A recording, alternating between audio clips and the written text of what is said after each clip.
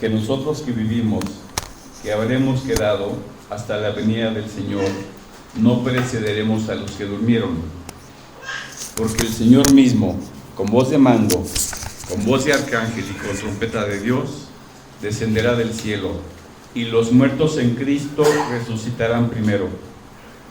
Y luego nosotros, los que vivamos, los que hayamos quedado, seremos ¿qué?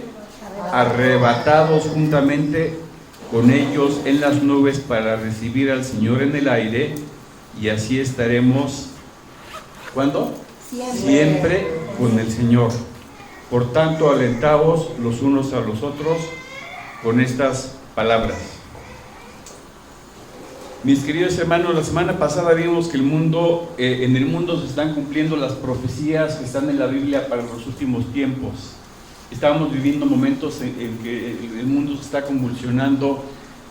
¿Quién iba a pensar que en una sola semana iban a suceder dos hechos tremendos como el atentado de Niza del jueves, con más de 300 víctimas entre muertos y heridos? El día siguiente un intento de golpe de Estado en Turquía que también dejó muchas víctimas. ¿Quién se iba a imaginar que hace unas cuantas semanas íbamos a ver el Brexit que puso a temblar y a poner en alarma las economías mundiales y tantas cosas que están sucediendo? Cristo dijo que esas señales que no vamos a analizar hoy, que hemos visto en otras ocasiones, serían principios de dolores de los sucesos apocalípticos que vienen, principios de dolores como la mujer parturienta. Muchas de ustedes aquí han dado a luz. ¿Cómo son los dolores al principio? Leves y espaciados, pero después se van ¿qué? Haciendo más intensos y más frecuentes, como los problemas en este mundo. Prácticamente no falta nada por cumplirse para que el Señor venga por su iglesia y empiecen las plagas del Apocalipsis. Y se ha publicado últimamente en internet, porque las autoridades lo tienen muy oculto, un hecho que puede ser muy significativo y que puede estar muy relacionado con los eventos apocalípticos, con los eventos de los últimos tiempos. El planeta Nibiru o planeta X. ¿Quiénes han consultado ya en internet acerca de este planeta? Los que no lo han hecho, búsquenlo. Hay ya ancianito, murió hace poco, un astrónomo chileno muy prestigiado, muy conocedor, que ya lo había advertido hace algunos años, que este es un planeta pero a la vez cometa. ¿Por qué? Porque tiene tamaño de planeta, pero tiene cauda. Se calcula que es 4 veces mayor que la Tierra, pero tiene 10 veces más de masa.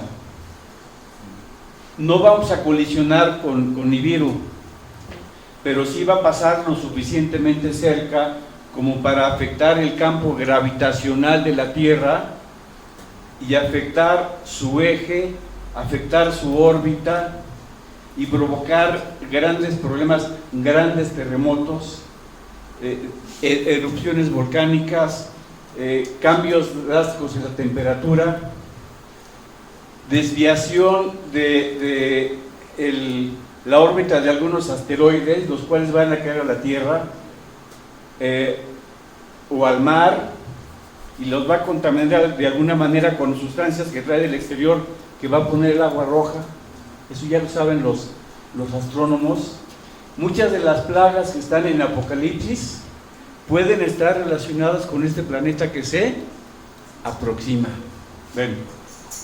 Claro que las autoridades mundiales lo quieren tener muy callado para no provocar alarma y pánico mundial, pero ¿no les parece extraño que la élite mundial, los gobernantes y los principales magnates ya tienen construidos sus búnkers?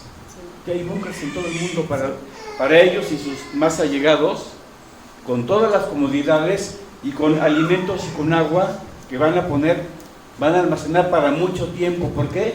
Porque saben que algo muy grave se viene a la Tierra, nada más que no lo quieren publicar. Bien, así que hermanos, a mí no me cabe duda que estamos en los últimos tiempos. Cosas terribles se aproximan para este planeta. y los sucesos de Apocalipsis no pueden estar muy lejanos en el tiempo. Y los cristianos debemos estar alerta, apercibidos y velando, tal y como nos lo advierte el Señor Jesucristo. Y la semana pasada veíamos que aún se discute si los cristianos fieles y verdaderos tendrán o no que sufrir esos sucesos apocalípticos que se avecinan. Unos dicen que sí, otros dicen que no, otros dicen que nada más una parte, y total que no se ponen de acuerdo. ¿Cuáles serán esos sucesos? Cristo lo dice: porque entonces habrá una gran tribulación, cual no la ha habido desde el principio ni la habrá. ¿Se acuerdan en dónde está? No lo vamos a proyectar. Mateo 24, 21. Bien, y hay quienes afirman que la iglesia de Cristo, nosotros, tendremos que vivir esas insoportables y terroríficas plagas que vendrán, que tendremos que sufrir terriblemente ese tiempo de no poder comprar ni vender, tal vez morir de hambre, ser víctimas de una feroz persecución por parte del anticristo y sus esbirros, ser encarcelados, torturados y después degollados, pasados por la guillotina. Recuerden que hay muchas guillotinas ya almacenadas por ahí. ¿Ya consultaron en internet lo de las guillotinas? ¿Verdad que es verdad? Sí, es verdad. ¿Sí? Bien. Y dicen que cuando terminen esos terroríficos años que ya habremos vivido aquí, entonces Cristo vendrá a librarnos, a rescatarnos. Pues ¿a rescatarnos de qué? Si ya habremos pasado a las de Caín. ¿Eso es rescatarnos? Además, la mayor parte de los cristianos habrán muerto. Bien, otros piensan que Cristo vendrá por nosotros antes de que se inicien estas plagas y que nos llevará consigo a las mansiones celestiales, y en lugar de sufrir esas espantosas experiencias en la tierra, mientras los habitantes de este mundo estén pasando por unos tormentos horribles, nosotros estaremos gozándonos enormemente en las mansiones celestiales, un lugar indescriptiblemente hermoso, libres completamente de cualquier sufrimiento, de cualquier perturbación, preocupación, con una paz total, y además participando de la maravillosa cena de las bodas del Cordero. ¿Cuál de las dos cosas prefieres experimentar? ¿Pasar la gran tribulación o ese tiempo estar allá en el cielo? Pues la segunda, ¿verdad? Pues la buena noticia para ti, como cristiano fiel, es que eso es lo que te espera. Estar allá con Cristo mientras en el mundo estén pasando lo más terrible, que es la peor pesadilla que se puedan imaginar los seres humanos. ¿Cómo lo sabemos que no vamos a estar aquí? Bueno, porque la Biblia lo afirma categórica y reiteradamente y de manera muy clara y contundente, y yo no tengo la menor duda de que así será. Sin embargo, por oscuras razones, en la actualidad cada vez son más los que están creyendo, enseñando y publicando que no habrá tal arrebatamiento de la iglesia pretribulación, sino que será hasta después de la misma. Cada vez más personas, como vimos la semana pasada. A estos se les conoce como post-tribulacionistas. Otros creen que Cristo vendrá a rescatarnos a la mitad de la tribulación, o sea, a la mitad de los 7 años, que después de 3 años y medio de que empiecen, viene, se los lleva, pero eso no es bíblico, hermano. Ahora, existe otra corriente a la cual yo pertenezco, que es la corriente pretribulacionista, de los que creemos que Cristo viene antes de que comiencen en el mundo esos 7 años de juicio y de plagas. Y hay muchos pasajes que lo apoyan, pero hay uno especialmente que me llama la atención. Lucas 21, 34 a 36. Aquí el Señor Jesucristo está hablando de los tiempos apocalípticos, de las plagas que van a venir, de las cuales también se describen en Mateo 24. Dice Cristo: también, mirad también por vosotros mismos, que vuestros corazones no se carguen de glotonería y embriaguez y de los afanes de esta vida, y venga de repente sobre vosotros aquel día, porque como un lazo vendrá sobre todos los que habitan sobre la faz de la tierra. Sobre todos los que habitan en la tierra, sí, pero no los que habiten ya en el cielo, ¿verdad? Velad pues, estando en todo tiempo orando, que seáis dignos, que seáis tenidos por dignos de ¿qué? De escapar o de atravesar de escapar de algunas de estas cosas, de todas estas cosas que vendrán, y de estar en pie delante del Hijo del Hombre. Si va a venir después de la tribulación, ¿de qué vamos a escapar? Si va a venir a la mitad, no vamos a escapar de todas, vamos a escapar nada más de algunas. Entonces Cristo mintió. Si va a venir después o en medio, Cristo está mintiendo, y eso es completamente imposible. ¿Verdad que eso es muy significativo? Cristo vendrá antes para que escapemos de todas, y todas es todas, no nos va a tocar ninguna. Eso significa que nos vamos antes, exactamente. Bien, pero hay dos requisitos indispensables para poder escapar.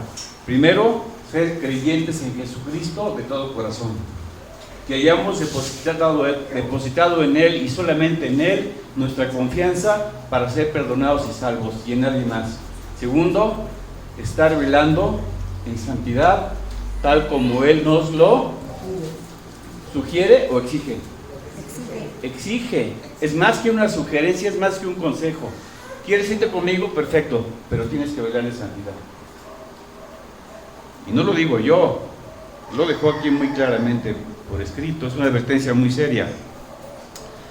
Bien, Él quiere que estemos velando, que seamos como las vírgenes prudentes de Mateo 25.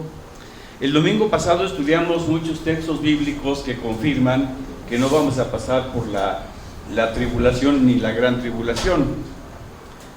Pueden consultar Isaías 29, ya no lo vamos a proyectar, Isaías 26 del 19 al 21, Daniel 12, 1 y 2, Éxodo capítulos 8 al 12 y muchos otros pasajes. Hoy no vamos a profundizar en ello, pero espero que pronto esté publicado el mensaje en internet y ustedes lo puedan escuchar allí. Tengo cerca de 40 mensajes ya subidos. Y así lo pueden consultar. Otra vez, atravesarás o librarás la gran tribulación. Ahí ya vimos detalles que hoy no vamos a tocar para no ser reiterativos, porque el tema es muy amplio. Y es más, ni siquiera sé si lo vamos a terminar hoy. Bien, vamos a continuar con el tema. Y hoy vamos a ver más textos bíblicos y argumentos que comprueban que durante el Apocalipsis la iglesia fiel y verdadera ya no estará aquí en la tierra. Y también vamos a refutar con argumentos bíblicos sólidos a aquellos que dicen que sí vamos a estar aquí. Vamos a demostrar que ellos están equivocados, pero contundentemente, y sus argumentos vamos a ver que son de papel, no sirven. Bien,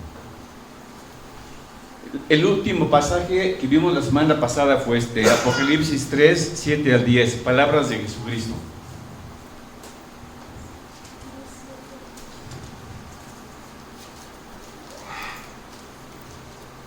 Dice, escribe al ángel de la iglesia de Filadelfia. Esto dice el santo, el verdadero, el que tiene la llave de David, el que abre y ninguno cierra, y cierra y ninguno abre. Yo conozco tus obras, he aquí yo he puesto delante de ti una puerta abierta, la cual nadie puede cerrar, porque aunque tienes, ¿qué? Poca fuerza, ¿qué? No has negado mi nombre. ¿Has guardado qué? Mi palabra. Dices qué importante. Y no has negado mi nombre. Ahí están. Mantener la fe firme hasta el final. Sí, soy de Cristo, soy cristiano, ¿y qué? Y no me avergüenzo del Evangelio, porque es poder de salvación para todo aquel que cree. ¿Sí? Porque el que lo niegue delante de los hombres, Él lo negará delante del Padre que está en los cielos. Has guardado mi palabra. Es una cosa clave. Yo me quiero ir con el Señor en el arrebatamiento, pero no guardo su palabra, ni lo crea, ni lo piense ni en sueños, porque el Señor pone sus condiciones.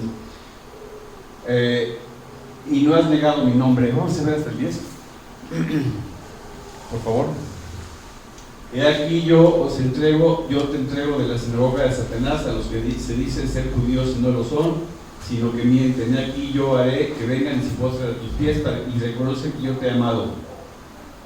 Por cuanto has guardado la palabra de mi paciencia, yo también te guardaré de la hora de la prueba que ha de venir sobre el mundo entero. ¿Cuál es esa prueba? El Apocalipsis. Para probar a los que moran en la tierra. Por cuanto has guardado mi palabra, o por cuanto has sido rebelde a mi palabra, yo te guardaré. Por cuanto has guardado la palabra. Esto es demasiado claro. Ahora, fíjense bien. Dice Cristo, aunque tienes poca fuerza. ¿Qué significa? Que los cristianos que se van a ir en el arrebatamiento son pocos. Poca fuerza, eso significa. Hermanos, si nos basamos en la Escritura, que son infalibles, sabemos que los verdaderos cristianos salvos no son muchos, sino pocos. ¿Por qué lo sabemos? Porque Cristo dice que son pocos los que se salvan. Él dice, no temáis manada pequeña, porque a vuestro Padre le ha placido daros el reino. ¿Manada qué? ¿Pequeña o grande? Pequeña. Después lo buscan Lucas 12:32 para los que están anotando. Cristo dice, Mateo 7:13 y 14, entren por la puerta estrecha, porque estrecha es la puerta y angosto el camino que lleva a la vida, y pocos son los que la hallan. ¿Pocos o muchos? Pocos son los que hallan el camino de salvación y la vida eterna. No dice que son muchos. ¿Quién quiere ser de esos pocos? Amén. Todos. Pues todos queremos ser. Dice Cristo que muchos son llamados y pocos los escogidos. Muchos son los invitados a la salvación, pero los que se salvan realmente son pocos. Escogidos o salvos es lo mismo. Eso está en Mateo 20:16. En Lucas 13, del 22 al 30, hay un pasaje donde Cristo está pasando por las aldeas y alguien le pregunta, Señor, ¿son pocos los que se salvan? Y él contestó, esforzaos a entrar por la puerta angosta, porque os aseguro que muchos procurarán entrar y no podrán. ¿Quiénes quieren entrar al cielo? Pues todos. Hasta los secuestradores quisieran terminar en el cielo, ¿verdad? Muchos queremos entrar al cielo, pero dice Cristo que muchos de los que quieran no van a poder. ¿Por qué? Por una razón muy sencilla. Más adelante les dice, Señor, ábrenos, no los conozco, apártense de mí, hacedores de maldad. Querían entrar, pero eran hacedores de maldad. Ah, qué fácil, ¿no? Querían entrar, pero sin pagar el precio de la santidad. Querían el azul celeste, pero sin que les cueste. De manera que son pocos los que se salvan y todos nosotros queremos ser de esos pocos. Yo quiero que tú seas de esos pocos, yo también quiero ser. Pero Cristo dice, ¿quieres entrar? De acuerdo, yo no te voy a negar la entrada, pero en fuerza. Y no lo digo yo, sino que lo dice Cristo. Espérate, ¿cómo que tengo que esforzarme? ¿No que el perdón y la salvación son gratuitos? Sí lo son. Por supuesto, hemos sido perdonados y salvados por su gracia, mediante la redención que es en Cristo Jesús. Porque por gracia sois salvos por medio de la fe. Y esto no es de ustedes, sino que es un regalo de Dios, por supuesto. Pero una vez que tú con tus obras no puedes alcanzar méritos suficientes para obtener la salvación y el perdón, es por los méritos de Cristo. Pero una vez que has obtenido esa gracia salvífica, Dios te pide, te exige, está bien, Jesús, ya para allá te perdoné todo lo que hiciste, pero de ahora en adelante vas a vivir una vida en santidad como yo quiero. Antes vivías como tú querías, a tu manera, andabas en tus caminos. A partir de ahora vas a vivir a mi manera y en mis caminos. Es la condición que pone. ¿Nos conviene? Sí. Siempre es más conveniente ir por los caminos del Señor que por los nuestros. Sí. Y estoy cocinando en mi mente un mensaje que se llama Tus caminos o los caminos de Dios. ¿Me parece también que será interesante? Muy interesante. Bueno, bien.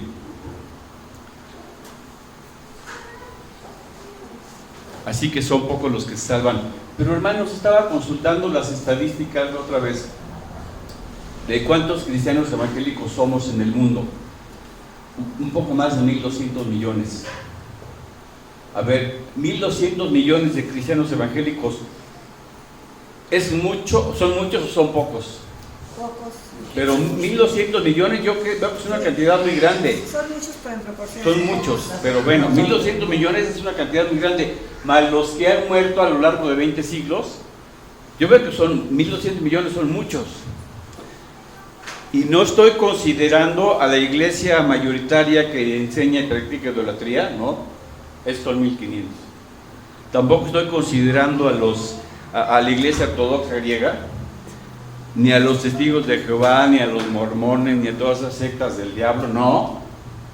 Nada más los que se hacen llamar cristianos evangélicos, 1.200 millones. No es una manada pequeña, es una manada gigantesca, pero me pregunto cuántos de esos 1.200 millones realmente han nacido de nuevo. ¿Cuántos verdaderamente han experimentado una transformación en su corazón? Están viviendo una vida nueva, son convertidos y no solamente convencidos aquí en su corazón, digo aquí en su mente, sino que su corazón, sus sentimientos, sus actitudes han sido transformados. ¿Sí, hermanos? ¿Y cuántos de esos 1.200 millones vamos a participar de este glorioso arrebatamiento de la iglesia?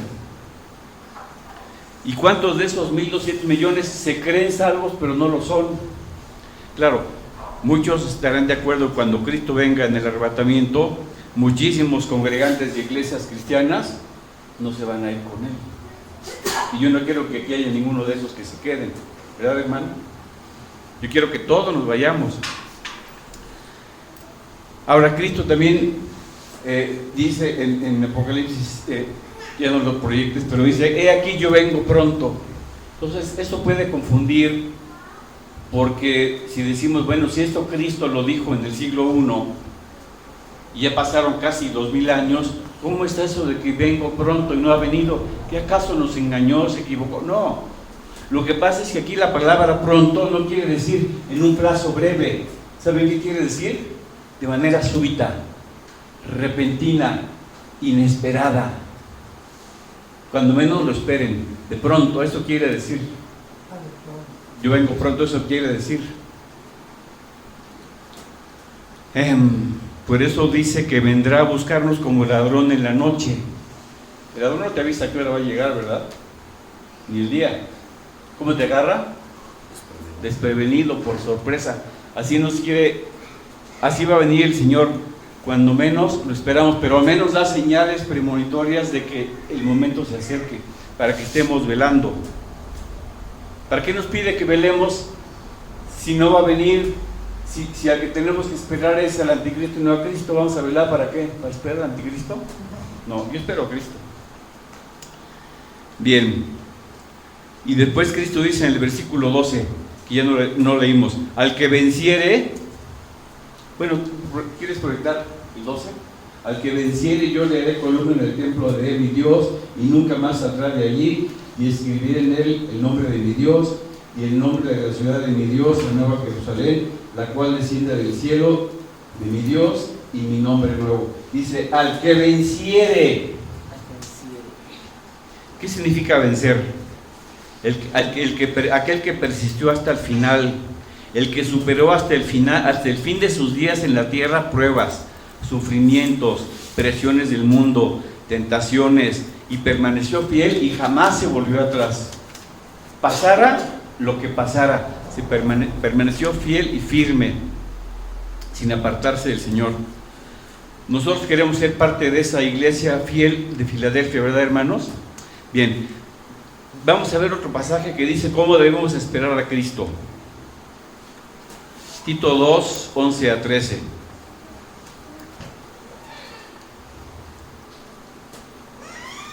Fíjense bien cómo debemos esperar el advenimiento de nuestro Señor por nosotros. Dice, porque la gracia de Dios se ha manifestado para la salvación a todos los hombres, enseñándoos a que, renunciando a la impiedad y a los deseos mundanos, vivamos en este mundo, yo prefiero llamarle mundo que siglo, aunque es lo mismo, sobria, justa y piadosamente, aguardando la esperanza bienaventurada y la manifestación gloriosa de nuestro gran Dios y Salvador Jesucristo.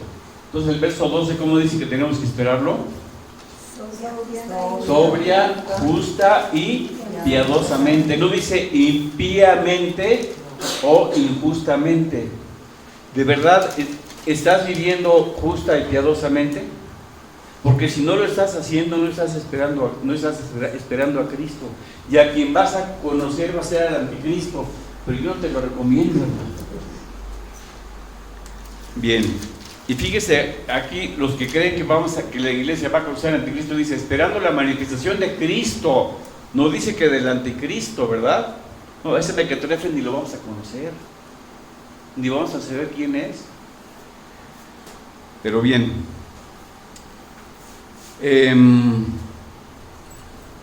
Pero ¿quiénes son los que entrarán en ese maravilloso encuentro con Jesucristo y evitarán el encuentro con la bestia? Pues la Biblia es muy clara. Es importante y fundamental esperarlo en obediencia, y que cuando Cristo venga por los suyos y te vayas con Él, puedas tú decir y yo pueda decir, valió la pena velar en santidad, valió la pena abstenerme de toda clase de mal, valió la pena superar las tentaciones y los deseos carnales. Como consecuencia ahora mi galardón será grande, de valor incalculable, porque en la tierra te habrás privado de placeres ilícitos, engañosos y temporales, pero a cambio de eso te esperan placeres mucho mayores, celestiales, infinitamente superiores, y por si fuera poco, que jamás terminarán. ¿Qué prefieres? ¿Los placeres temporales terrenales del pecado o los placeres eternos celestiales, que son infinitamente superiores? Los placeres eternos. Si eres inteligente te decides por ellos, y aquí te abstienes de toda clase de mal, como dice 1 Tesalonicenses 5, absteneos de toda clase de mal. Bien, pero por el contrario, los que se hayan dejado dominar por sus impulsos carnales, los que no se hayan guardado en obediencia, los que le dieron vuelo a la hilacha, los que se durmieron y no fueron obedientes a la palabra del Señor, se lamentarán y dirán, pero ¿por qué no hice caso de las advertencias de la Biblia? ¿Por qué preferí darle gusto a mis deseos malos? Ya cuando hayan visto que se quedaron, se fue la iglesia y ellos se quedaron, se lamentarán enormemente, dirán, no valió la pena, ahora tendré que pagar un precio demasiado grande, mi rebeldía me ha costado muy cara. Se lamentarán mucho, sí, mucho, pero demasiado tarde también. Y por más que se lamenten, la puerta ya estará cerrada. No habrá remedio, no habrá salida, solamente la gran tribulación. Bien, la oportunidad la tuvieron, pero la dejaron escapar. Estuvieron advertidos a tiempo, pero desoyeron la advertencia. Fueron exhortados por la misma Biblia. Tal vez fueron exhortados en una predicación o en varias, pero desoyeron esas advertencias, esas exhortaciones, las tomaron a la ligera. Pues nosotros no tenemos que ser uno de esos, hermanos. Demos gracias a Dios de que todavía estamos a tiempo de corregir algo, si es que hay que corregirlo. Todavía estamos a tiempo. Mañana, ¿quién sabe? El día y la hora, nadie sabe, solamente el Señor. Primera a los Tesalonicenses 5, 19, 23, y de aquí ya pasamos a otro punto. Y el mismo Dios de paz os santifique por completo, y todo vuestro ser, espíritu, alma y cuerpo sea guardado, ¿cómo? Irreprensible para la venida de nuestro Señor Jesucristo. ¿Cómo quiere encontrarnos? Irreprensibles. Bien. Recuerden que Cristo quiere llevarse una iglesia sin ¿qué? Sin mancha y sin arruga. Bueno, qué bueno que no se refiere a las arrugas de la piel, porque tal caso yo ya me amolé y me quedo, ¿verdad? Junto con otros viejitos como yo. Pero gracias a Dios que no se refiere a esas arrugas. Pero esas ya no existen, ¿verdad? Las del alma ya no, pueden estar bien pasitas por fuera, ¿verdad? Pero por dentro, mira, bien planchaditos. ¿Amén? ¿Sí? Bien blanquitos, exactamente. Bien, después de este paréntesis breve, pero largo pero necesario acerca de la importancia de velar en santidad, quiero que pasemos a otro pasaje en que se ve también muy claramente que el arrebatamiento será antes de la tribulación y no a la mitad ni al final de la misma. Mírenme qué interesante esto. Mateo 24, 36 a 42, en el cual Cristo nos habla de esa tribulación terrible, de las cosas que van a pasar. Dice, pero el día y la hora nadie sabe. Y también habla de cuando Él va de las señales premonitorias. Dice, pero el día y la hora, cuando Él va a venir por su iglesia, y cuando esas cosas van a empezar, nadie sabe, ni aun los ángeles del cielo, sino solo mi Padre. Vamos a llegar hasta el 42. Mas como en los días de Noé, así será la venida del Hijo del Hombre, por su iglesia. Porque como en los días de aquel diluvio estaban comiendo y bebiéndose, casándose y dándose casamiento, hasta que el día en que Noé entró en el arca, y no entendieron hasta que vino el diluvio y se los llevó a todos. Así será también la venida del Hijo del Hombre. Estarán dos en el campo, el uno será tomado y el otro será dejado. Dos mujeres estarán moliendo en un molino, la una será tomada y la otra será dejada. Velad pues no sabéis a qué hora ha de venir vuestro Señor. A ver, el anterior, ¿qué dice? Y el 40.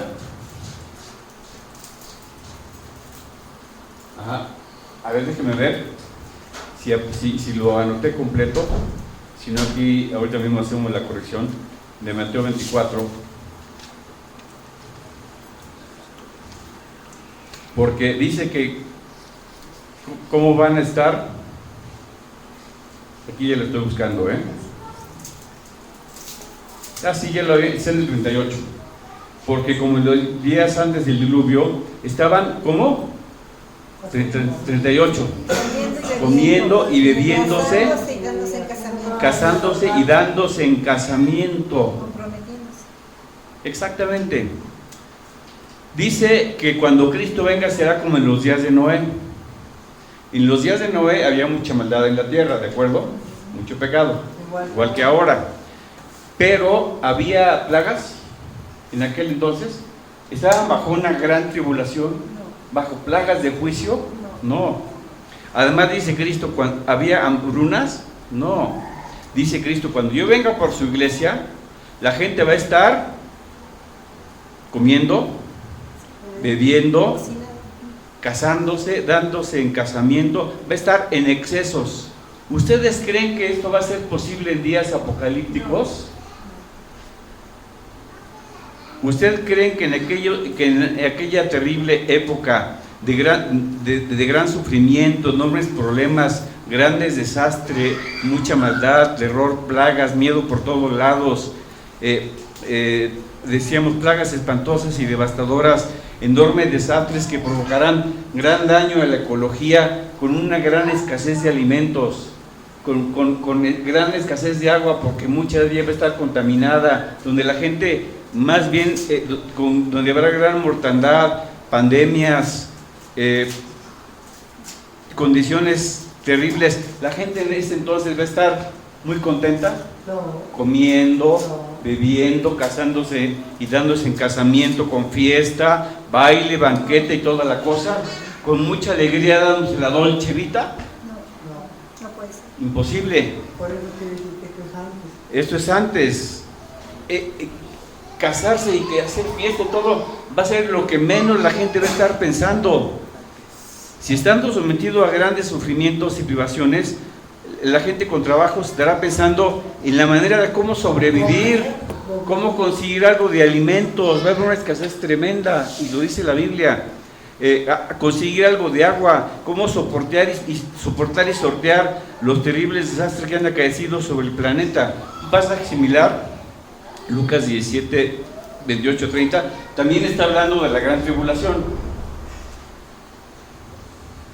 Dice: asimismo, como sucedió en los días de Lot, comían, bebían, compraban, vendían, plantaban, edificaban. Mas el día en que Lot salió de Sodoma, llovió fuego del cielo, fuego y azufre, y los destruyó a todos. Y 30, así también será la venida, así también será el día en que el Hijo del Hombre se manifieste. Aquí dice que cuando Cristo venga, los hombres también van a estar plantando y edificando. ¿Ustedes creen que la gente se va a estar preocupando por edificar casas o edificios en aquellos terribles días, en un mundo que está destinado a la destrucción? Yo lo siento por los ingenieros y por los arquitectos. Aquí hay 2 ingenieros, una arquitecta. Pero no creo que tengan mucho trabajo en esos días, ¿verdad, hermano? Pero a los que estamos aquí, los que están aquí ya ni les va a preocupar porque ya no van a estar. Que se preocupen los que se queden, ¿verdad? Bien. Así que qué absurdo que la gente va a estar pensando en edificar. Nos vamos antes, hermanos, porque nos vamos, porque Dios lo dice. Así es. Y Él es fiel. Yo veo muy claro que será antes. Un detalle más, en Lucas 21:34, dice Cristo: mirad también por vosotros mismos, hablando también de la tribulación y cuando Él venga, que vuestros corazones no se carguen de glotonería y embriaguez y de los afanes de esta vida, y venga de repente sobre vosotros aquel día. Y el siguiente: porque como un lazo vendrá sobre todos los que habitan sobre la faz de la tierra. No va a haber agua, casi, no va a haber alimentos. Los cristianos que no se dejen poner la marca no van a poder comprar comida. Tal vez tendrán que estar mendigando un pedazo de pan en la calle por pura caridad que los den, o tendrán que ir al campo y ahí comer lo que encuentren de raíces, algún hongo por allí, algún animal silvestre, una ratita de campo, alimañas, lo que sea, apenas y para sobrevivir. Pero Cristo dice: no va a haber nada de comer, pero no los quiero encontrar en glotonerías, ¿eh? Sí, no puede ser. ¿Es posible que estemos en glotonerías cuando la gente no puede comprar comida? No. Ni embriagueces. No tiene para comer, pero se va a echar sus tequilas. Entonces, ¿Jesucristo nos está haciendo advertencias absurdas? No. Lo absurdo es lo que dicen esos señores, que Cristo viene después o en medio de la tribulación, no. Se echaron un marihuanazo y después escribieron eso, hermanos, de veras. A mí me indigna que la gente contradiga de una manera tan flagrante la palabra tan clara de Dios. Bien.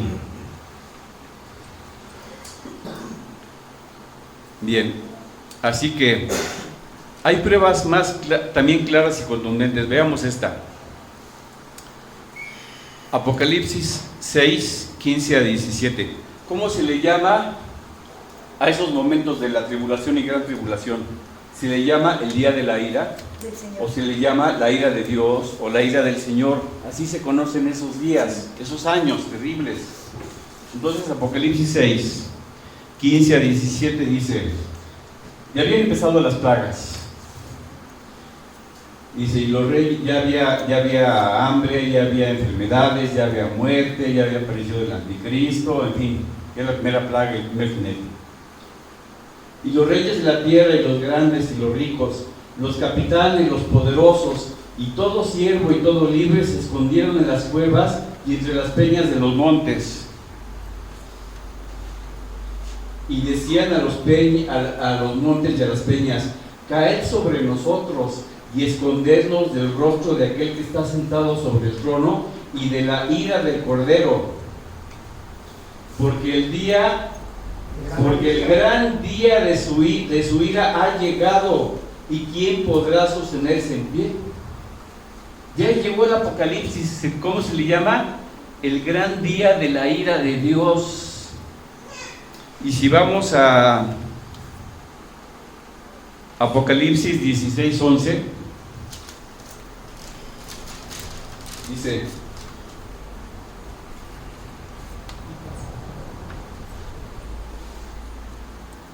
bueno, creo que es 16:1.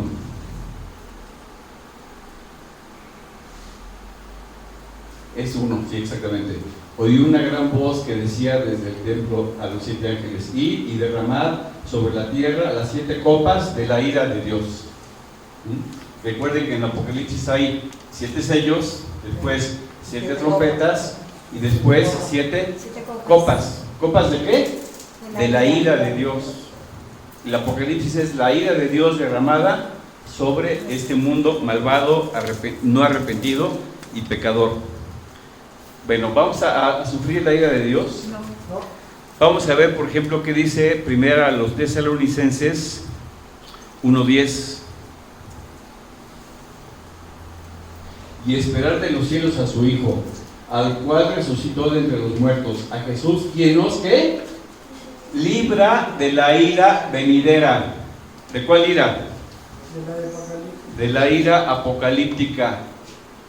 ¿Nos va a librar o nos va a dejar atravesar por la misma? Nos va a librar. Nos va a liberar. Ahí mismo en esta misma epístola, primera Tesalonicenses 5:9,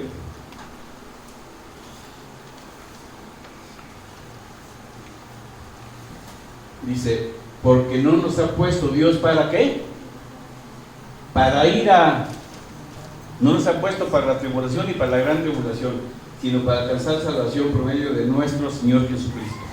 Y por si fuera poco, uno más. Romanos 5, 8 y 9. Mas Dios muestra su amor para con nosotros, en que siendo aún pecadores, Cristo murió por nosotros. Mucho más estando ya justificados en su sangre por Él, seremos salvos de la ira. ¿Vamos a pasar por los días de ira de Dios? ¿Verdad que no? Pero eso sí, Cristo dice que velemos para escapar de estas cosas.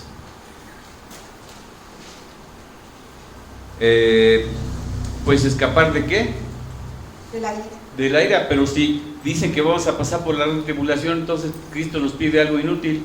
Vele para que escapen. ¿Escapar de qué, Señor, si voy a pasar por los 7 años? Bien, así que Cristo dijo: ustedes la van a librar. Y Él nunca hizo maldad, ni se halló engaño en su boca. Sus palabras son fieles y verdaderas. Ahora quiero que pasemos a ver algunas de los argumentos que te dan los que te dicen que sí vamos a atravesar por la tribulación, y pretenden dar argumentos que no sé de dónde los sacan. Algunos son pasajes mal interpretados, no saben hacer teología sistemática, una buena hermenéutica, por tanto no hacen exégesis, te sacan un pasaje por ahí aislado, te malinterpretan y sacan doctrina. De ahí surgen muchos engaños. Entonces vamos a ver cómo refutar a los que niegan el rapto. Tal vez no terminemos hoy, pero al menos vamos a ver 20 minutos más, lo que alcance en 20 minutos. Entonces, ¿cómo refutar a los que niegan el arrebatamiento? Vamos a ver cuáles son esos argumentos. Y vamos a, como les digo, cada uno se puede deshacer tan fácilmente como un cubo de hielo en un recipiente de agua hirviendo, así, rápido, facilísimamente. Dicen, yo estuve escuchando muchos mensajes en internet de personas que no creen en el arrebatamiento para ver qué es lo que ellos esgrimen, en qué se basan. Lo estuve escuchando y tomé nota y dije que nada de esto es válido. Entonces les voy a decir en qué se basan y vamos a ver por qué están equivocados. Dicen, para empezar, que el rapto de la iglesia no es una doctrina bíblica, sino que fue inventada por un cristiano llamado John Darby en la tercera década del siglo XIX. Unos dicen que 1825, otros que 1830, porque ni siquiera ellos se ponen de acuerdo. Pero vamos a ver por qué dicen esto y vamos a ver si es verdad. ¿Por qué a John Darby le atribuyen, gracias, falsamente o injustamente la invención del rapto? Pues bien, ¿quién fue John Darby? Fue un evangelista anglo-irlandés quien nació en 1800, pero después su ministerio lo ejerció en Estados Unidos. Fue abogado y teólogo. Además se ordenó como pastor cristiano evangélico, pero básicamente fue evangelista. Era experto en hebreo y en griego, tenía un dominio completo de los dos idiomas. Su biógrafo, quien lo trató personalmente, escribió sobre él: John Darby es el hombre más respetuoso de la palabra de Dios que he conocido. De modo que sabemos que era un hombre íntegro, conocedor de la Escritura y de sana doctrina.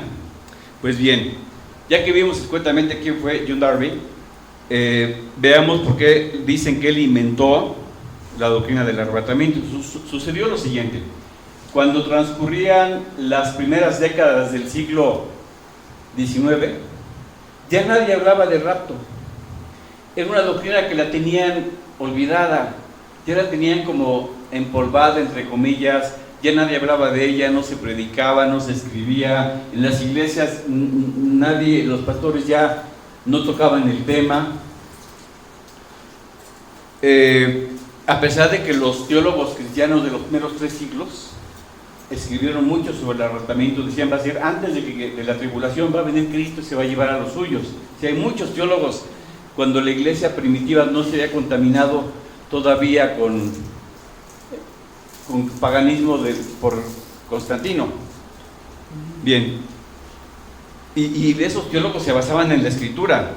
Bien, con el paso de los siglos se fue olvidando el tema del rapto, y repito, en tiempos de Darby ya lo tenían arrinconado. Bien, entonces, pero John Darby, como era un estudioso ferviente de las Escrituras, se profundizaba, le llamó especialmente la atención el punto. Dijo: esto es interesantísimo. Entonces lo empezó a divulgar, empezó a llamar la atención de los cristianos, de los pastores, de los evangelistas, de los maestros, de los cristianos, para que empezaran a difundirlo, a hablar del punto, para alertarlos, para que supieran. Empezó a hacer énfasis en esta doctrina bíblica, empezó a popularizarla, de manera que otros pastores, teólogos y maestros de la Escritura que vieron con la Biblia que Darby tenía razón, empezaron a hacer lo mismo que él. ¿Y qué pasó con esa doctrina? Fue nuevamente sacada a la luz, fue reavivada, y con esto se logró que finalmente, después de siglos, los cristianos se interesaran nuevamente en el arrebatamiento de la iglesia pre-ira. Bien, y se volvió a escribir sobre esto, se volvió a predicar, en fin. Repito, gracias a la intervención de Darby y de otros ministros cristianos que hicieron lo mismo, como uno de ellos, uno de los principales que secundó a Darby fue otro ministro de apellido Edward. Fue uno de los que también escribió mucho y habló mucho sobre el rapto. Por eso algunos también le atribuyen a Edward el invento del arrebatamiento, pero no es un invento. El hecho de que ellos lo hubieran sacado nuevamente a la luz no quiere decir que lo inventaron, simplemente lo desempolvaron, entre comillas. Ellos lo inventaron, está en la Biblia. Está en la Biblia. Bien, así que eso de que Darby lo inventó, ese argumento que ponen ya está echado por tierra, ya lo anulamos, ya vimos que no se vale, no tiene ningún fundamento. Otro argumento más que te ponen para negar el arrebatamiento. Dicen: ningún cristiano tenemos derecho a entrar al cielo porque hemos sido malos, nos hemos manchado por el pecado, somos culpables. Por eso, antes debemos pasar antes por la purificación de la gran tribulación, para purificar nuestros pecados. Ándale. Esto suena muy serio.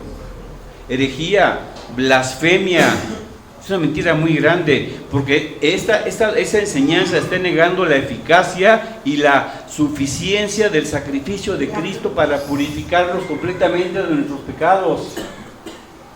Cristo dijo antes de morir: consumado es, tetelestai, que significa la deuda está pagada por completo, al 100%. Todos los creyentes en mí ya no deben nada, no se les toma en cuenta ese pecado, no tendrán que pagar por él, porque yo por eso estoy pagando con mi sufrimiento.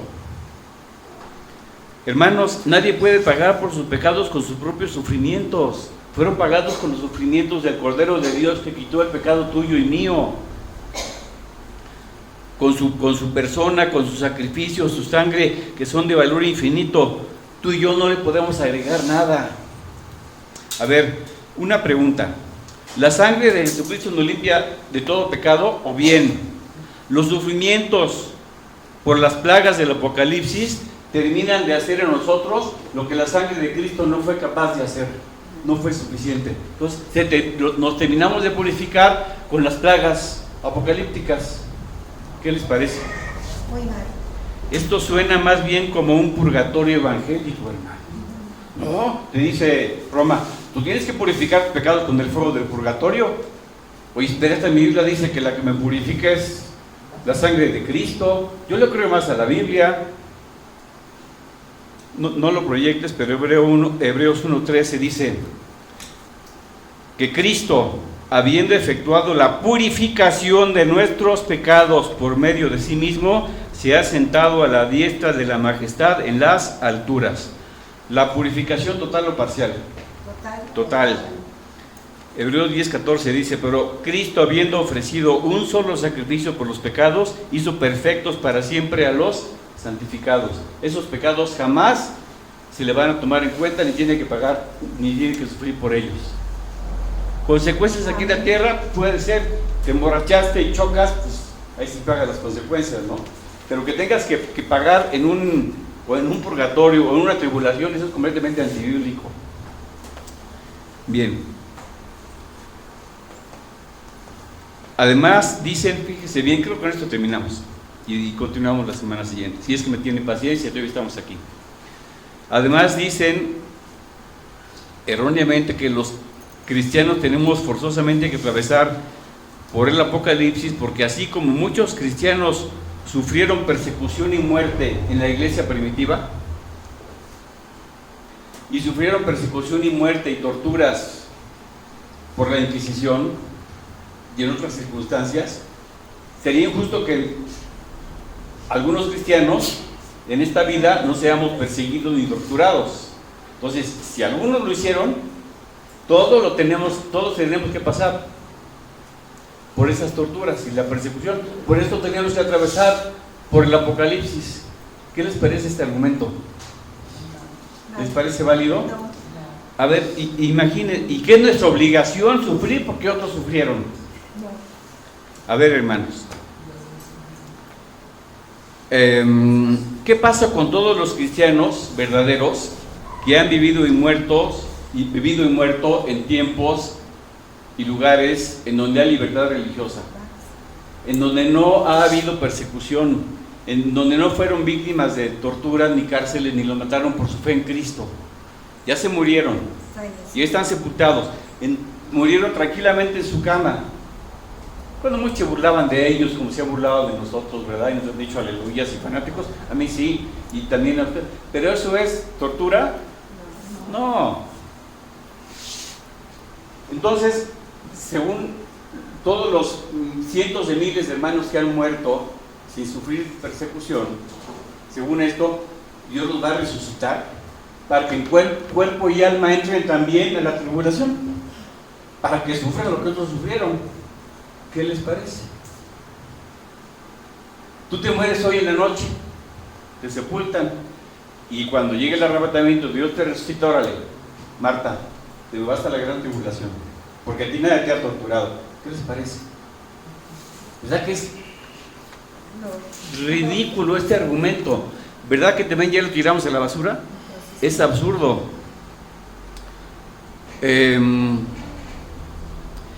Y te ponen ahora sí la última y nos vamos. Apocalipsis, no, Hechos 14:22.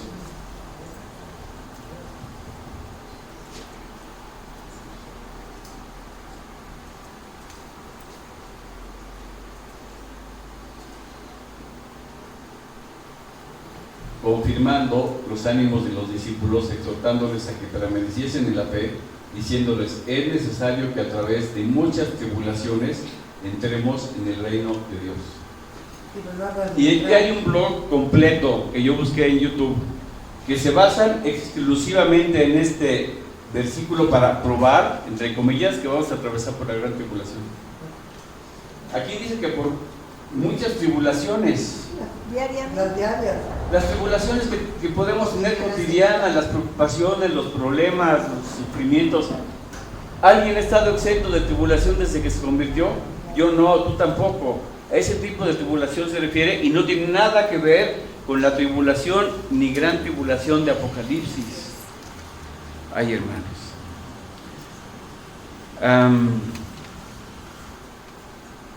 Bueno, ¿qué les parece si lo dejamos aquí? Porque todavía faltan puntos muy importantes. ¿Sí, Pedro? Tengo una pregunta, Jesús. Sí. Esto es después de Cristo. ¿Y los que murieron antes de Cristo? Los que murieron antes de Cristo, buena pregunta. Los que murieron antes de Cristo, según el antiguo pacto, si eran fieles a Dios, si era gente piadosa, si murieron en santidad y confiando en la promesa de aquel Mesías que vendría, si fueron piadosos, esos también van a ser salvos. Sí, y también van a resucitar cuando venga Cristo. Entonces los judíos actualmente son los salvos. Los judíos, si no han confiado en Cristo, no. Pero como vamos a ver la semana que viene, si Dios lo permite, en Apocalipsis, muchos judíos van a ser salvos, pero eso lo vemos buena pregunta. Exactamente. Exactamente. Te damos gracias, Señor. Sabemos que se vienen tiempos difíciles para la tierra, porque tú eres justo y derramarás justos juicios sobre los habitantes que no se quisieron convertir a ti, que nunca lavaron sus almas con la sangre del Cordero de Dios, los que siguieron rebelándose a tus mandamientos. Gracias, Señor, porque tú nos has salvado, pero tú nos adviertes muy claramente que nos quieres encontrar velando en santidad, sin la cual nadie, absolutamente nadie, te verá, independientemente de las creencias intelectuales que profesen. Queremos ser como esas vírgenes prudentes, que tengamos como prioridad, antes de dar gusto a nuestra carne, darte gusto a ti, porque antes del dinero, antes de la salud, antes de cualquier cosa, nuestra prioridad debe ser agradarte y obedecerte, Señor, y dejar a un lado los gustos de nuestra carne que se opongan a tus gustos, porque tú eres el primer lugar en nosotros, y así debemos demostrarlo con nuestra vida. Queremos ser preparados para cuando vengas, no nos encuentres como las vírgenes insensatas, sino que nos encuentres velando como tú quieres e irnos contigo, Señor, en el nombre de Cristo Jesús. Amén.